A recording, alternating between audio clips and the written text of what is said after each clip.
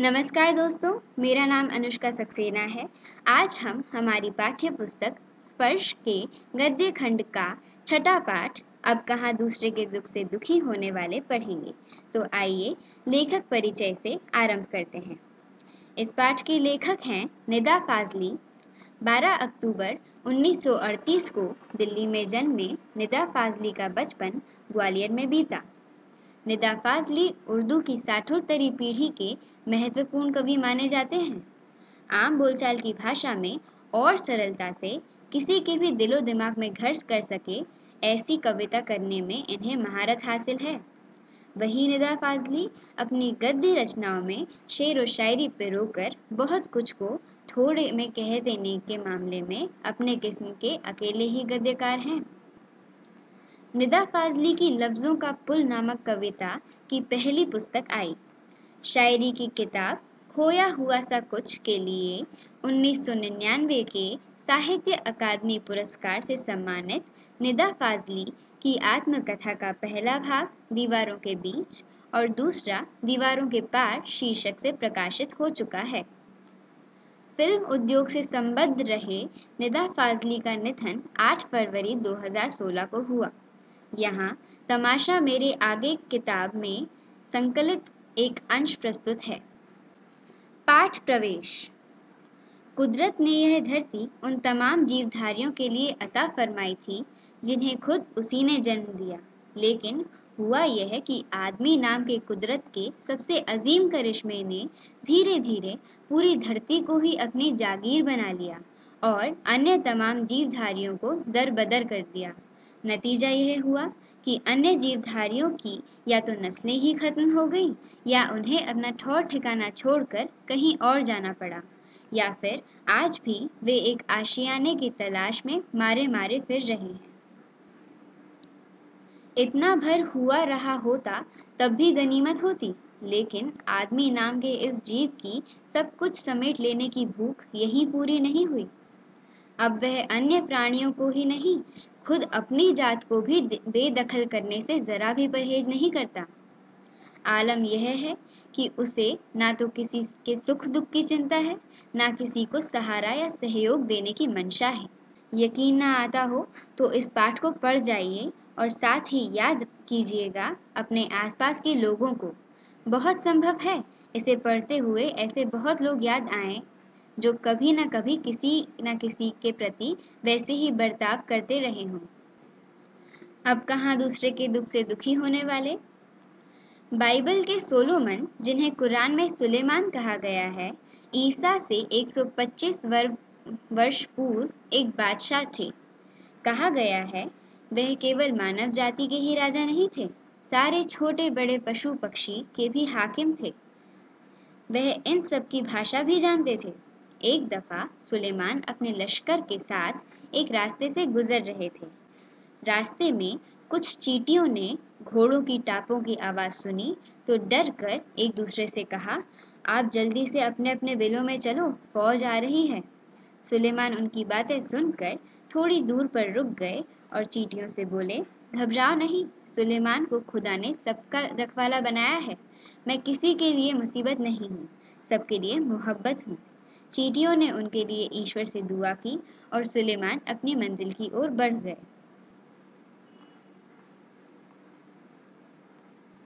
ऐसे एक घटना का जिक्र सिंधी भाषा के महाकवि शेख अयाज ने अपनी आत्मकथा में किया है।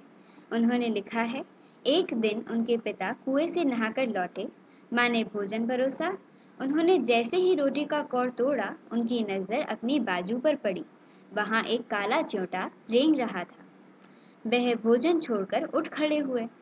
माँ ने पूछा, क्या बात है, भोजन अच्छा नहीं लगा? शेख अयाज के पिता बोले, नहीं, यह बात नहीं है। मैंने एक घर वाले को बेघर कर दिया है। उस बेघर को कुएं पर उसके घर छोड़ने जा रहा हूँ। बाइबल और दूसरे पावन ग्रंथों में नूह नाम के एक पैगंबर का जिक्र मिलता है। उनका असली नाम लश्कर था, लेकिन अरब ने उनको नूह के लक़ब से याद किया है। वह इसलिए कि आप सारी उम्र रोते रहे। इसका कारण एक जख्मी कुत्ता था। नूह के सामने से एक बार एक घायल कुत्ता गुजरा। नूह ने उसे दुत्कारते हुए कहा, दूर हो जा गंदे कुत्ते। इस्लाम में तो कुत्तों को गंदा समझा जाता है।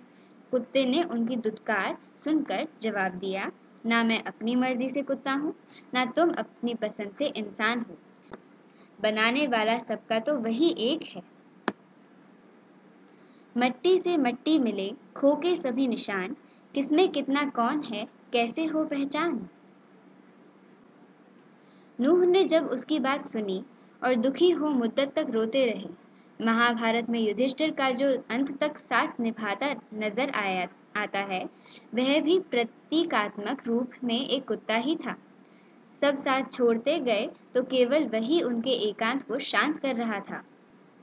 दुनिया कैसे वजूद में आई, पहले क्या थी, किस बिंदु से इसकी यात्रा शुरू हुई, इन प्रश्नों के उत्तर विज्ञान अपनी तरह से देता है, धार्मिक ग्रंथ अपनी अपनी तरह से। संसार की रचना भले ही कैसे हुई हो, लेकिन धरती किसी एक की नहीं है। पंछी, मानव, पशु, नदी, पर्वत, समंदर आदि की इसमें बराबर हिस्सेदारी है। यह और बात है कि इस हिस्सेदारी में मानव जाति ने अपनी बुद्धि से बड़ी बड़ी दीवारें खड़ी कर दी। पहले पूरा संसार एक परिवार के समान था, अब टुकड़ों में बंटकर एक दूसरे से दूर हो चुका है।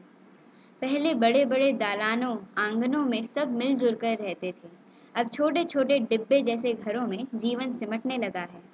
बढ़ती हुई आबादियों ने समंदर को पीछे सरकाना शुरू कर दिया है, पेड़ों को रास्ते से हटाना शुरू कर दिया है, फैलते हुए प्रदूषण ने पंछियों को बस्तियों से भगाना शुरू कर दिया है।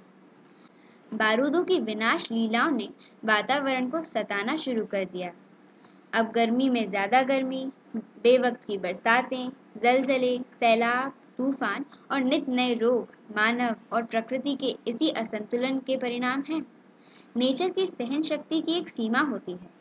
नेचर के गुस्से का एक नमूना कुछ साल पहले बम्बई, मुंबई में देखने को मिला था, और यह नमूना इतना डरावना था कि बम्बई निवासी डरकर अपने अपने पूजा स्थल में अपने खुदाओं से प्रार्थना करने लगे थे। कई सालों से बड़े बड़े बिल्डर समंदर को पीछे धकेल कर उसकी जमीन को हथिया रहे थे। बेचारा समंदर लगातार सिमटता जा रहा था। पहले उसने अपनी फैली हुई टांगें समेटी, थोड़ा सिमट कर बैठ गया, फिर जगह कम पड़ी तो उकड़ू बैठ गया, फिर खड़ा हो गया। जब खड़े रहने की जगह कम पड़ी तो उसे गुस्सा आ गया। जो जितना बड़ा होता है उसे उतना ही कम गुस्सा आता है, परंतु आता है तो रोकना मुश्किल हो जाता है। और यही हुआ। उसने एक रात अपनी लहरों पर दौड़ते हुए 3 जहाज़ों को उठाकर बच्चों की गेंद की तरह 3 दिशाओं में फेंक दिया। एक वर्ली के समंदर के किनारे पर आ गिरा, दूसरा बांदा के कार्टर रोड के सामने औंधे मुंह, और तीसरा गेटवे ऑफ इंडिया पर टूट फूट फूट कर सैलानियों का नज़ारा बना। बावजूद कोशिश वे फिर से चलने फिरने के काबिल नहीं रह सके। मेरी माँ कहती थी, सूरज ढले आंगन के पेड़ों से पत्ते मत तोड़ो, पेड़ रोएंगे। दिया बत्ती के वक्त फूलों को मत तोड़ो, फूल बदुआ देते हैं। दरिया पर जाओ तो उसे सलाम किया करो, वह खुश होता है। कबूतरों को मत सताया करो, वे हज़रत मोहम्मद के अजीज़ हैं। उन्होंने उन्हें अपनी मज़ार के नीले गुंबद पर घोंसला बनाने की इजाज़त दे रखी है। मुर्गे को परेशान नहीं किया करो, वह मुल्ला जी से पहले मोहल्ले में अजान देकर सबको सवेरे जगाता है। सबकी पूजा एक सी, अलग अलग है रीत, मस्जिद जाए मौलवी, कोयल गाए गीत। ग्वालियर में हमारा एक मकान था।